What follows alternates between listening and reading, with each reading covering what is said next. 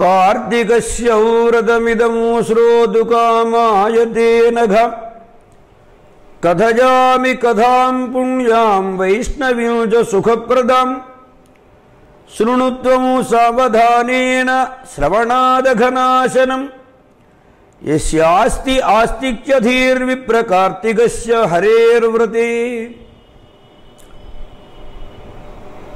వశిష్ఠజనక సంవాద మధ్యంలో అత్రి అగస్త్య మహర్షుల సంవాదం జరుగుతున్నది. ఇప్పుడు అత్రి మహర్షి వారు అగస్త్యుల వారికి పురంజయోపాఖ్యానమును పూర్వవృత్తాంతం ఉత్తర వృత్తాంతంతో సహా వివరించిన తరువాత మళ్ళీ అంటున్నారు, ఓ అగస్త్య మహర్షి, కార్తీక మాస వ్రతాన్ని వినాలని అనుకోరుతున్నావు నీవు. చెబుతాను, సావధానంగా వినవయ్యా. ఇది వైష్ణవ కథ, విష్ణు సంబంధి అయినటువంటి కథ.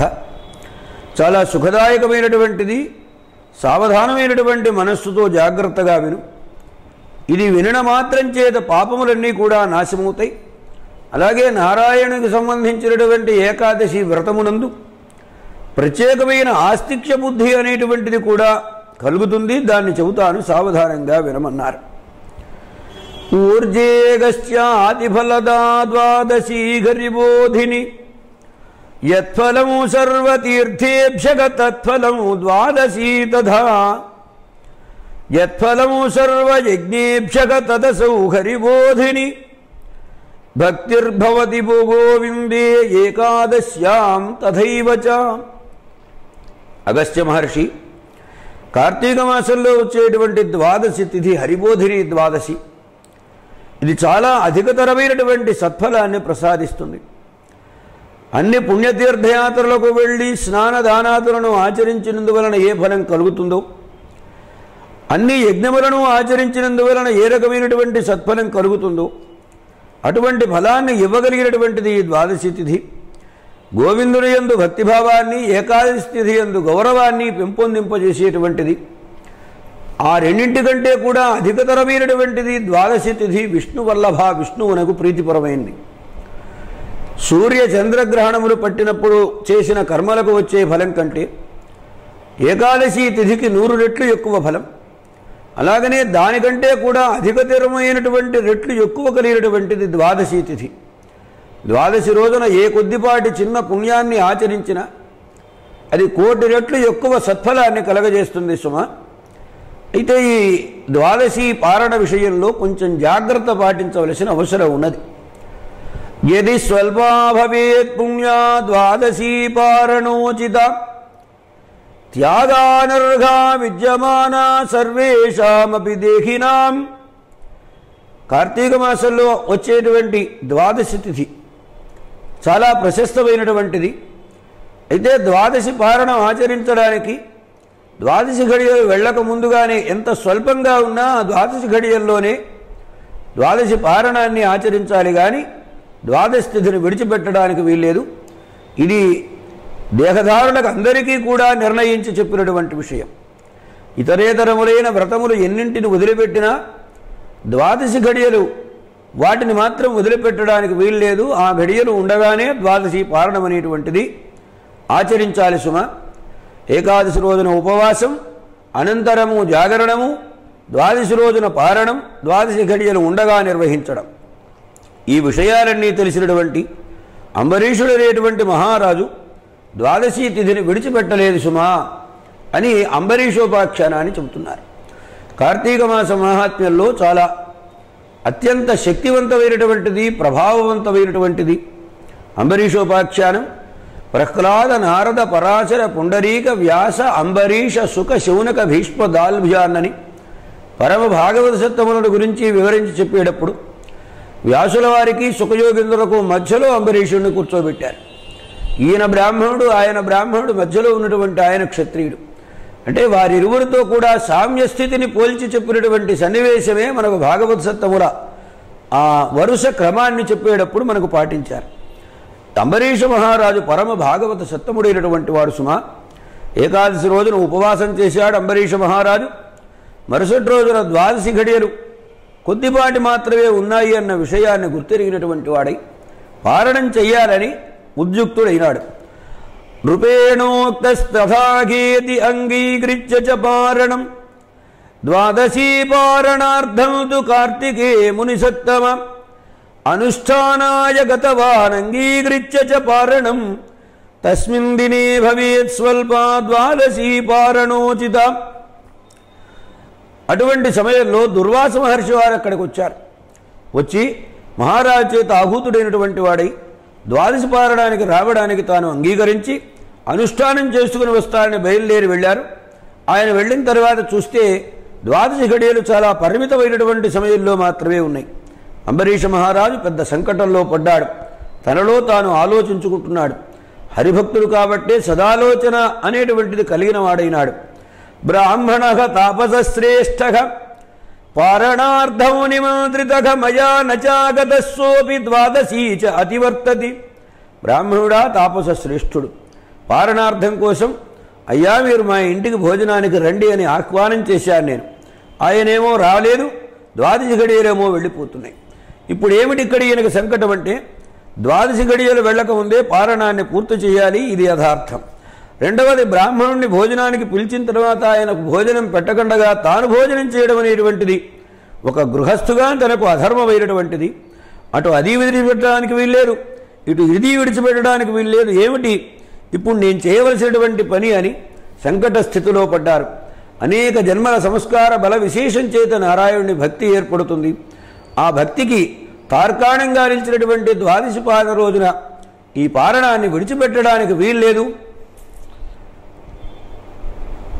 ఎప్పుడైతే హరిభక్తి అనేటువంటిది విడిచిపెట్టబడుతుందో అప్పుడే ఈ ద్వాదశి పారణం కూడా పరిత్యక్తమవుతుంది. అంటే ద్వాదశి ఘడియలు వెళ్ళేంత వరకు భోజనం చేయకుండా కనుక పారణం చేయకుండా ఉంటే హరిభక్తిని విడిచిపెట్టినట్లవుతుంది. ఏం చేయాలి ఇప్పుడు అని బాగా మనస్సులో ఆలోచన చేసి, ఇప్పుడు బ్రాహ్మణాతిక్రమణం దోషమే, కానీ ఇప్పుడు బ్రాహ్మణుని వల్ల నాకేమిటి ప్రమాదం? విప్రశాపాన్నమే భీతి కల్పదుఃఖప్రదా అపి ద్వాదశ్యాస్తు పరిత్యాగే త్యక్తాశ్చుర్హరివాసరాగ. బ్రాహ్మణుడు శాపం పెడతాడు, కానీ నువ్వు చేయగలిగేది ఉంది? కల్పదుఃఖ పర్యంతమైనటువంటి దుఃఖాన్ని నేను అనుభవించవలసి వచ్చినప్పటికీ కూడా ద్వాదశి ఘడియలను మాత్రం విడిచిపెట్టకూడదు అని మనస్సులో నిర్ణయం చేసుకున్నారు. ఇప్పుడు హరిభక్తి త్యాగమా విప్రుని పరిత్యాగమా అనేటువంటి ఆలోచించినప్పుడు ఆయన్ని కాస్త దూరం పెట్టినా ద్వాదశి పరిత్యాగం అంతా మంచిది కాదు అనేటువంటిది మనస్సులో నిశ్చయం చేసుకొని, అయినా ఎందుకైనా మంచిది ఆత్మబుద్ధి సుఖం చేయవ గురుబుద్ధిర్విశేషత అని చెప్పారు కనుక తన బుద్ధితో తాను ఎంత ఆలోచించినా కొంత స్వార్థం అనేది ఇమిడి ఉంటుంది. కాబట్టి తనకు ఎవరి యందు గౌరవభావం కలిగి ఉంటుందో వాళ్ల ద్వారా విషయాన్ని తెలుసుకుందామని వేదాంగ వేత్తలైనటువంటి బ్రాహ్మణోత్తములను పిలిచి వారితో చెప్పారయ్యా, దుర్వాస మహర్షిని నేను బ్రాహ్మణుడుగా రమ్మని పారణానికి ఆహ్వానం చేసినటువంటి మాట నిజం. అంతేకాదు ఆయనేమో రాలేదు, ద్వాదశి ఘడియలు కొద్దిపాటి ఉన్నాయి, ద్వాదశి ఘడియలు వెళ్ళిపోతున్నాయి, ఇప్పుడు ఏం చెయ్యాలో నాకేమీ అర్థం కావడం లేదు అని వాళ్ల ముందు ఇందులో ఏది ఎక్కువ ఏది తక్కువ ధర్మాలన్నీ బాగా తెలిసినటువంటి మహానుభావులు కాబట్టి మీరు నిర్ణయం చేసి తెలియచెప్పండి మహాత్మా అని వాళ్లను ప్రార్థించాడు. వాళ్ళు ఇందులో ఎక్కువేమిటి తక్కువేమిటి బాగా తర్జన భర్జనలు పడి వాళ్లలో వాళ్ళు ఆలోచించుకున్నారు. అగ్ని సర్వేషు భూతేషు గూఢోయం పరమేశ్వరః భుంక్తే చతుర్విధం సర్వం అన్నం స్వాదు క్షుధాతురః. అగ్నిహోత్రుడు ప్రతి ఒక్క ఉదరంలోనూ వైశ్వానర జఠరాగ్ని స్వరూపంలో ఉంటాడు. తిరిగినటువంటి భక్ష్య భోజ్య లేఖ్య చోష్యాత్మకమైనటువంటి చతుర్విధాన్నాన్ని చక్కగా జీర్ణం చేస్తారు.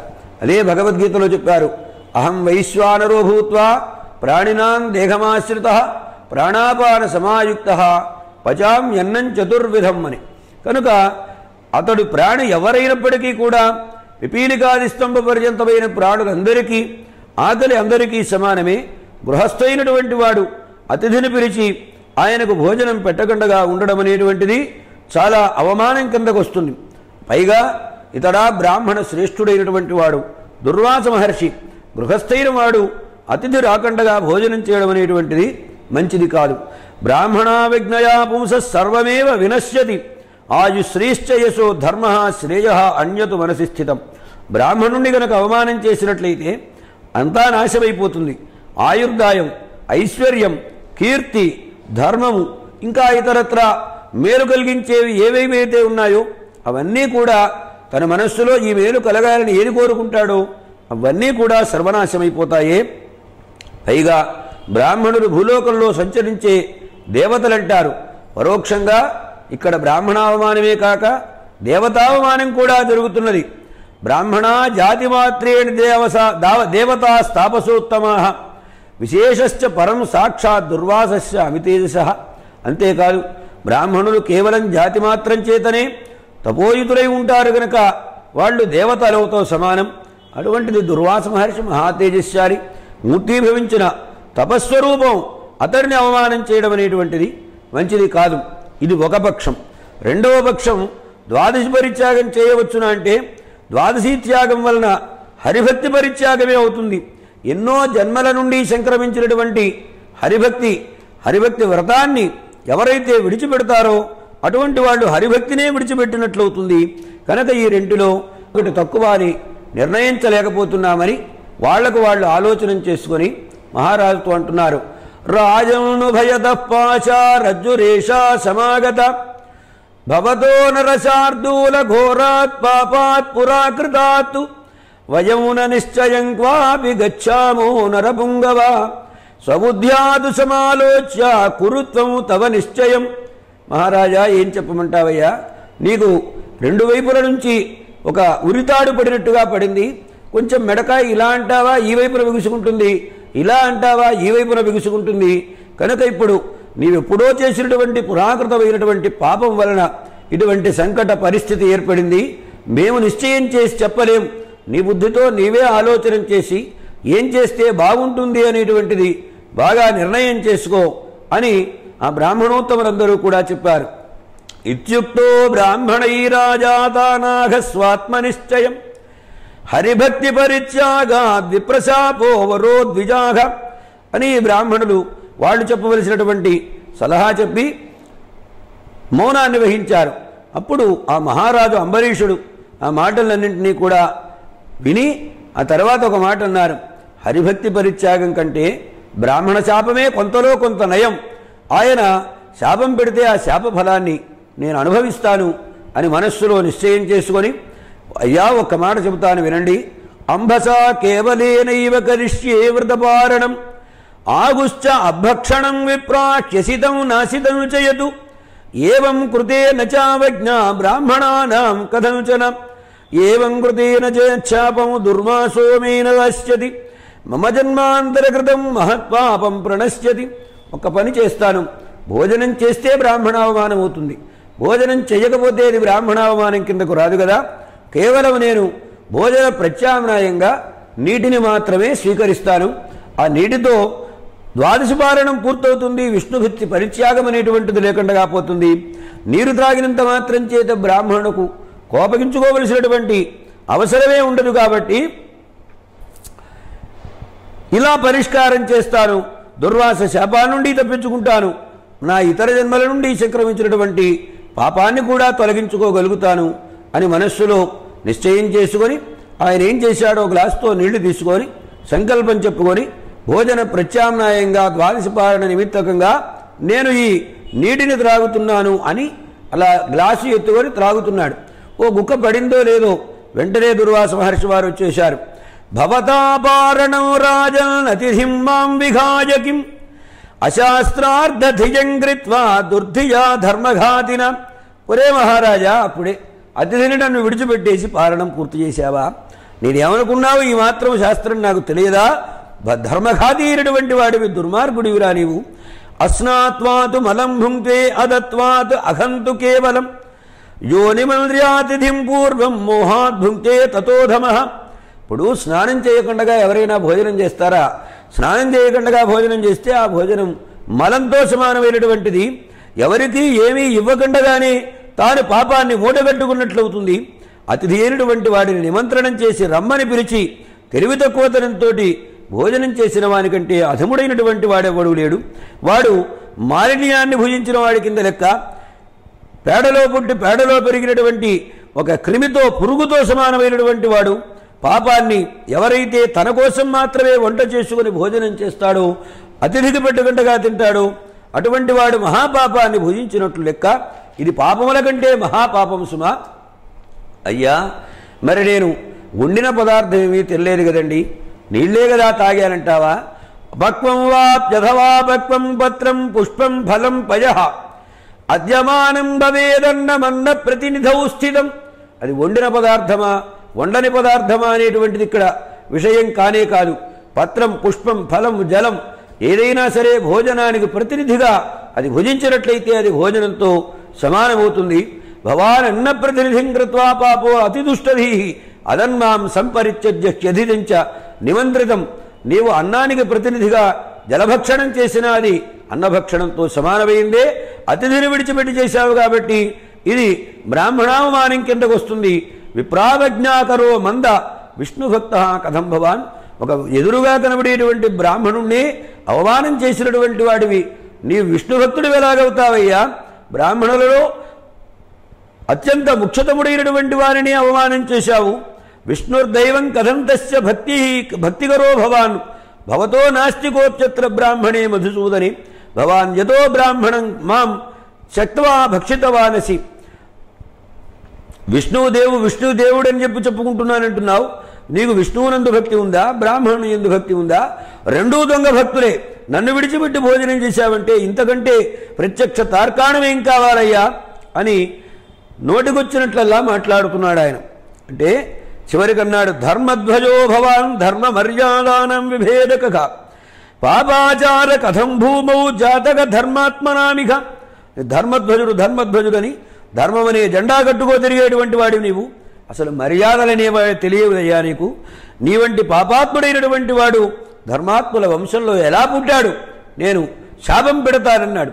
అనేటప్పటికీ ఆ శాపానికి భయపడినటువంటి అంబరీష మహారాజు ఆయన కాళ్ళు పట్టుకొని నమస్కారం చేసి మృతివిలాడారయ్యా. పాపోహం పాపకర్మాహం పాపచేతాశ్చ సర్వదా భవంతం శరణం ప్రాప్తం పాహిమాం మునిపుంగవం. అయ్యా, నేను పాపీయుడటువంటి వాడిని, పాపపు పనులు చేసిన వాడిని, ఆలోచనలు కూడా పాపపు ఆలోచనలే అయినా సరే మిమ్మల్ని నేను శరణు వేడుతున్నాను స్వామి, నన్ను రక్షించండి. ధర్మ మార్గంలో ఇది చేయవచ్చు ఇది చేయకూడదు అని ఖచ్చితమైన నిర్ణయానికి రాలేకపోయినాను. మిమ్మల్ని ప్రార్థిస్తున్నా కనుక దయతోటి శరణన్నటువంటి నన్ను రక్షించవలసింది పరమాత్మ. అంతేకాదు, అహం క్షత్రియ ధర్మోస్మి పాపాజ్ఞాన విమోహితగా భవాన్ విప్రగ శాంతిసారగ తతో మాం పాహి సర్వదా. నేను క్షత్రియ ధర్మంలో ఉన్నటువంటి వాడిని, పాపము అజ్ఞానంతో మోహాన్ని పొందినటువంటి వాడిని. మీరా బ్రాహ్మణోత్తములైనటువంటి వారు, శాంతిస్వరూపులైనటువంటి వారు కనుక మిమ్మల్ని నేను ప్రార్థన చేస్తున్నాను. బ్రాహ్మణాస్తు క్షమావంతకతయా సారా భవాదృశాః మాదృశాన్ పాపమంకేస్మిన్ పాంతు మగ్నాన్ మహాధియ. అయ్యా, బ్రాహ్మణులైన వారికి ఓరిమి ఎక్కువ, దయాసారమైనటువంటి వారు మీ వంటి మహానుభావులు. మా వంటి వాళ్ళు బురదలో కూరుకుపోతున్నటువంటి వాళ్లను ఎలాగైనా ఉద్ధరించండి మహానుభావ అని ఆయన కాళ్ళు పట్టుకొని ప్రార్థన చేస్తున్నారు. ప్రార్థిస్తుంటే దుర్వాస మహర్షి కాలితో ఒక్క తన్ను తన్నాడు. ఆయన విరుచుకొని వెనక్కి పడిపోయినాడు. నాగము కృపాడు హృదయ నమచమాం భజతే క్షమ అక్షాంతి సార సర్వస్వము దుర్వాసమవైహిమాం. ఎరా దయా దయా అంటున్నావు, నాకు దయ లేదు, నా హృదయంలో దయ అనేటువంటి దానికి అవకాశం లేదు, ఓరిమి అనేటువంటిది అసలు లేదు. ఒక్క మాటలో చెబుతున్నాను విను, మూర్తీభవించిన అసహన స్వరూపమే దుర్వాసుడు అనే విషయాన్ని నీవు గుర్తించు. నాకు శ్లోకంలో చాలామంది ఋషులుండవచ్చు, కోపగించుకోవచ్చు, బ్రతివిలాడగానే చల్లబడిపోవచ్చు. కోపగించినటువంటి నాకు ఇతరుల యందు శాపం పెడితే తప్ప ఆ కోపం అనేటువంటిది నివారణం కాదు అని శాపం పెట్టారు. ఏమని శాపం పెట్టారు? మీనః కూర్మః వరాహస్త్వం వామనో వికృతాననః బ్రాహ్మణ క్రూర కర్మాచ క్షత్రియో జ్ఞానవర్జితః రాజ్యానర్హః క్షత్రియశ్చ దురాచారరతస్తథా పాషండ మార్గవేత్తా చ బ్రాహ్మణః సద్విగర్హితః బ్రాహ్మణో బ్రాహ్మణానం చ ఘాతకః నిర్ఘృణస్తదా ఇది తే దశ జన్మాని సంతు పండితమానినః.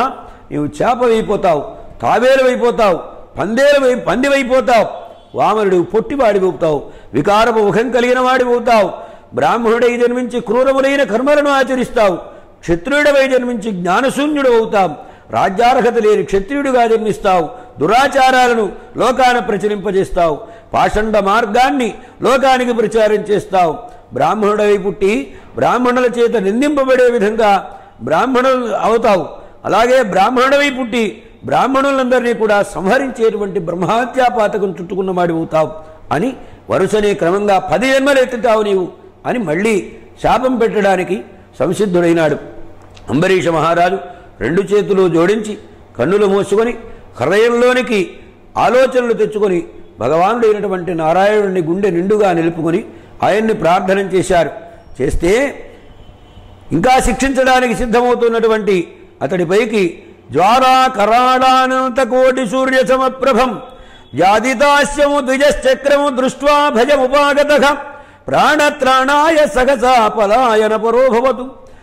అత్యంత భీకరమైనటువంటి కరాళ జ్వాలాభీకరమైన కోటి సూర్యప్రభాభాసురమైనటువంటి వచ్చి మీలబడుతున్నదా అన్నట్టుగా సుదర్శన చక్రం వచ్చింది. అతన్ని రక్షించడం కోసం, అంబరీషుని రక్షించడం కోసం, ఇతడు ప్రాణాలను రక్షించుకోవడం కోసం పరిగెత్తడం మొదలుపెట్టారు. ఎక్కడెక్కడో తిరిగారు. సుదర్శనుడు వెంటనంటున్నాడు. అలా ఇంద్రాది లోకపాలకుల దగ్గరికి వెళ్ళారు, వశిష్ఠాది మహర్షుల దగ్గరికి వెళ్ళారు, శంకరుడు బ్రహ్మ మొదలైనటువంటి వాళ్ళ దగ్గరికి వెళ్ళారు. అందరినీ ప్రార్థించారు, అయ్యా సుదర్శనము నుండి నన్ను రక్షించండి, నన్ను రక్షించండి అని. ఎప్పుడైనా ఇలా ప్రార్థన చేస్తే ఈ మాటలు ఏవీ కూడా ఏమాత్రము వినిపించుకోకుండా వాళ్ళు అయ్యా మా వల్ల కాదు, నువ్వు వేరే చూచుకోమని ఆయన్ని వదిలేశారు.